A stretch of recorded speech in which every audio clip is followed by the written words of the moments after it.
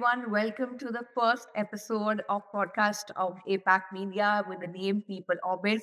I welcome you all to our first episode, and I truly believe that whatever topics we are coming on to get over with, you will be enjoying. They will be insightful, and you will garner a lot of learnings from that session. So for the first episode of APAC People Orbit, I have with us Mr. Prem Singh, President NHRDN. We welcome you on board, sir.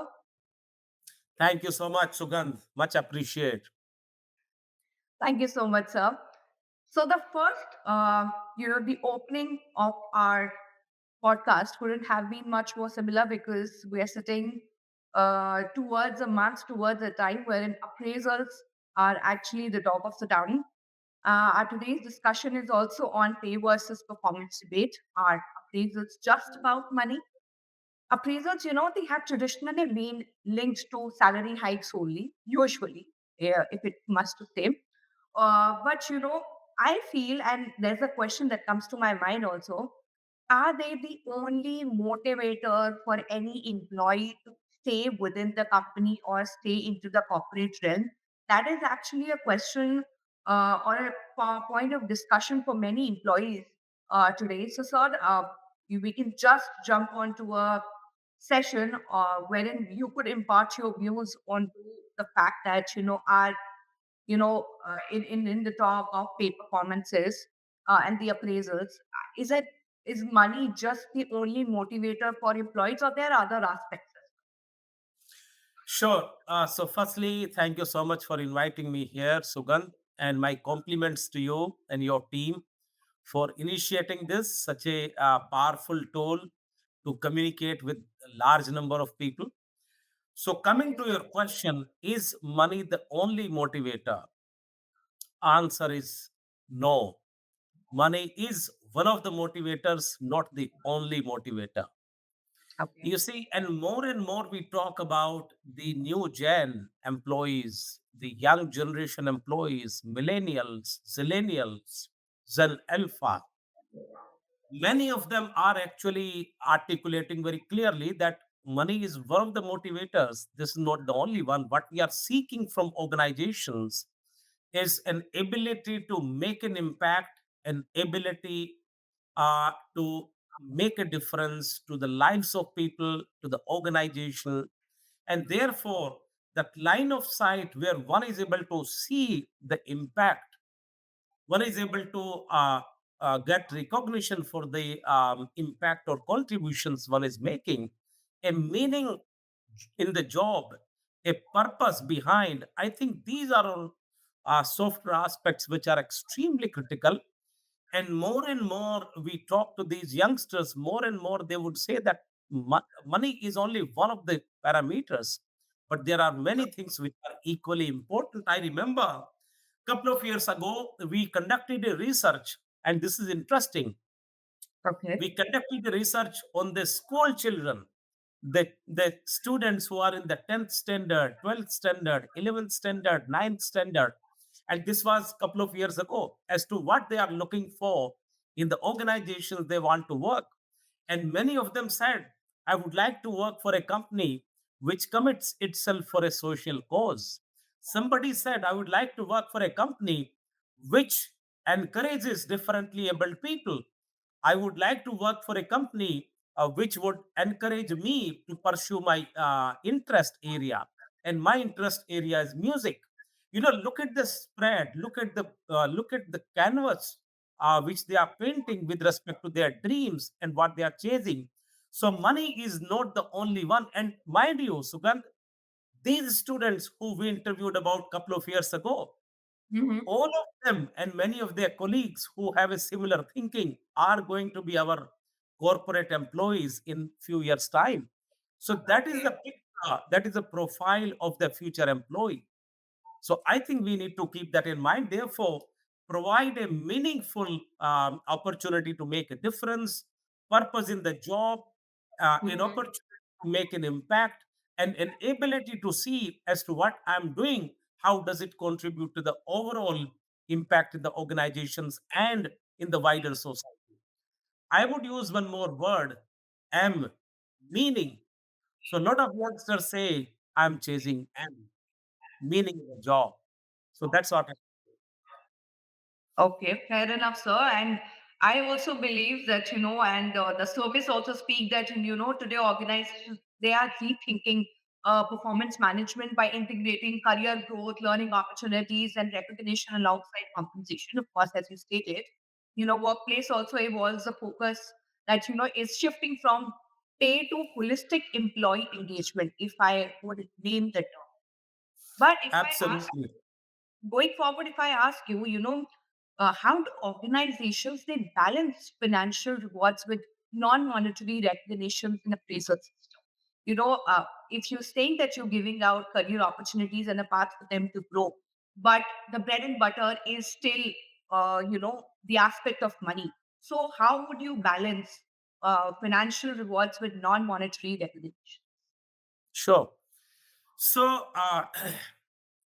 as I mentioned earlier, financial rewards are important, but they need to be supplemented by the non financial rewards.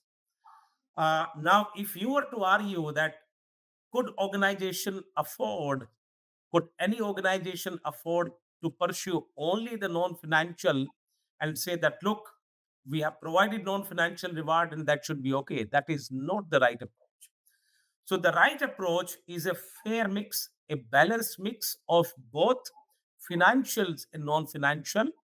Financial in the sense that as long as you are fairly competitive with respect to your kind of industry in terms of financials, in terms of increments and promotions, that's one side. Other side is from the employee's perspective, an opportunity to learn, opportunity to acquire new skills, and opportunity to grow and advance one's own career. Because these are important dimensions of overall and holistic development of people, not only for not only financially but also non-financially, in the sense that people see themselves growing their careers, and that's important. By the way, when you say career development, it Right. by implication includes many dimensions.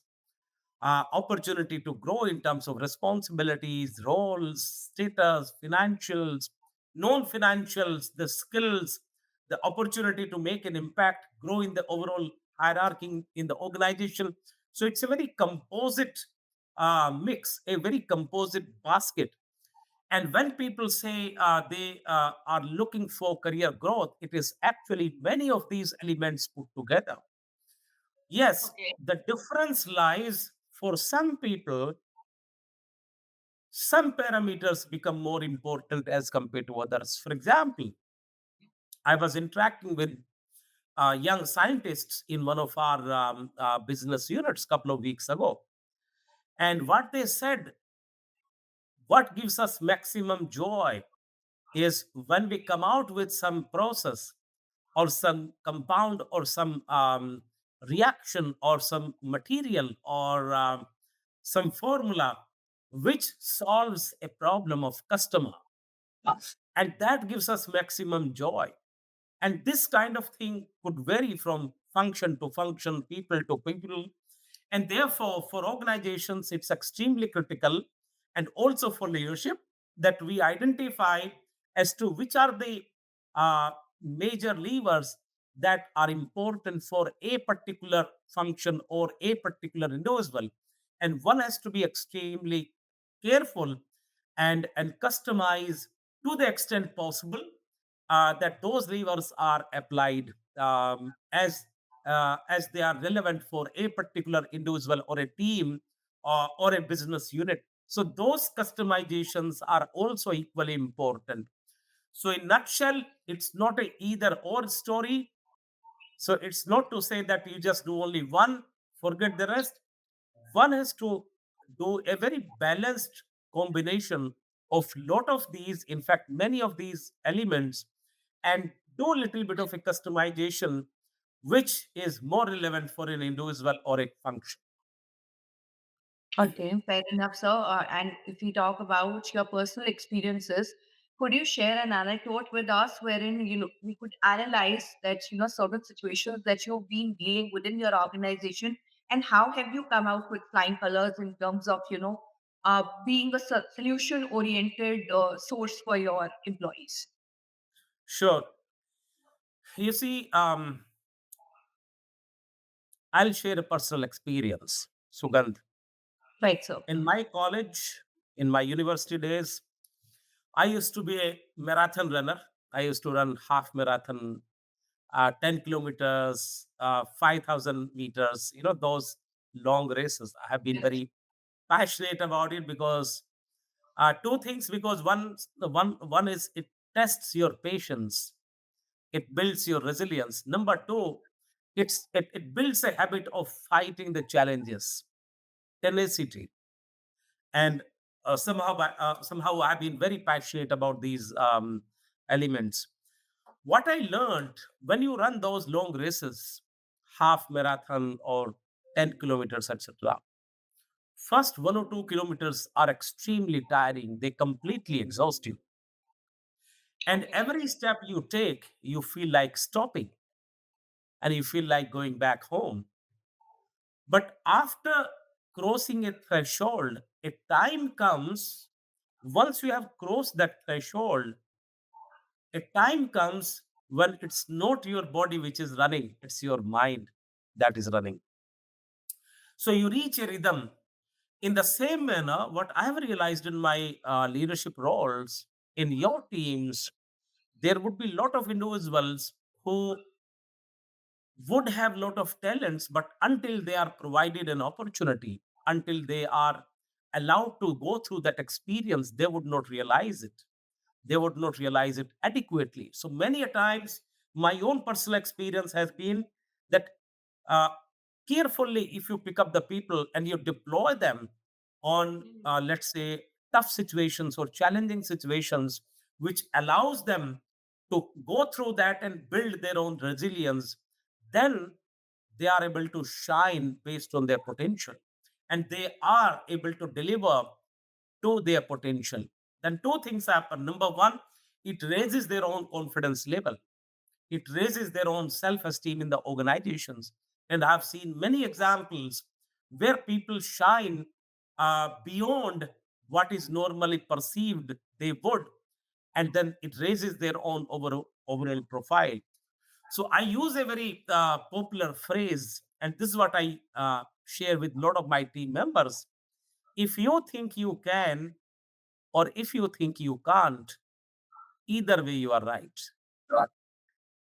So a lot of people would go through and would give their best shot. They would not stop at the first challenging situation. They would not stop at the second challenge.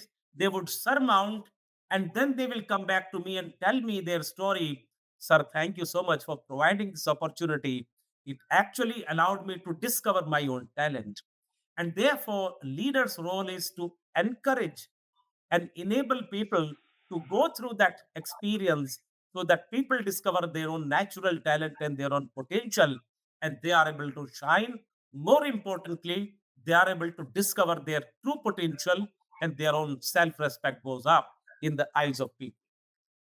So you just spoke about the role of leaders here. It just came out of the very candid conversation that we were having, which is actually my next question. When it comes to the fact that leaders also have certain roles to perform here, and you rightly said that this is their prime role, or a very pivotal role in terms of an employee's development. Do you also feel that the leaders today need to be trained in this aspect, or is it something that you feel comes out of a leader's empathy? Well, leaders can also be trained. And in fact, uh, I have just returned after attending a 3 days conference which was being conducted by Wharton. And one of the exercises we had was about testing your own potential and your own tenacity. Mhm. And most of the participants who went through this came back and they said that. Oh gosh, good that I went through this experience. Good that I did it myself. Initially, I was a bit hesitant, but once I went through the situation, I realized I could do it. And if I didn't do it, I would always feel hesitant and I would always have some kind of a fear in my mind that I wouldn't be able to do it. And that's an experience. Most of the participants said it. So the point I'm making is even the leadership skills can also be honed. They can be imparted. Leadership skills can be learned. So one can get better as a leader. One can get more effective in one's leadership role.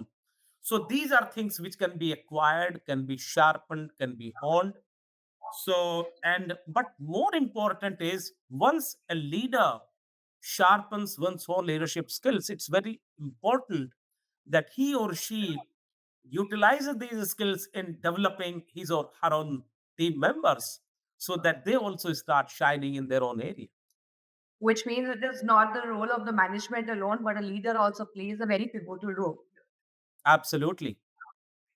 In your view, sir, what kind of non-monetary factors, like career development or learning opportunities, they contribute to a meaningful appraisal or an employee in order to have a holistic experience of not just having a monetary increment, but also focusing on factors of non-monetary?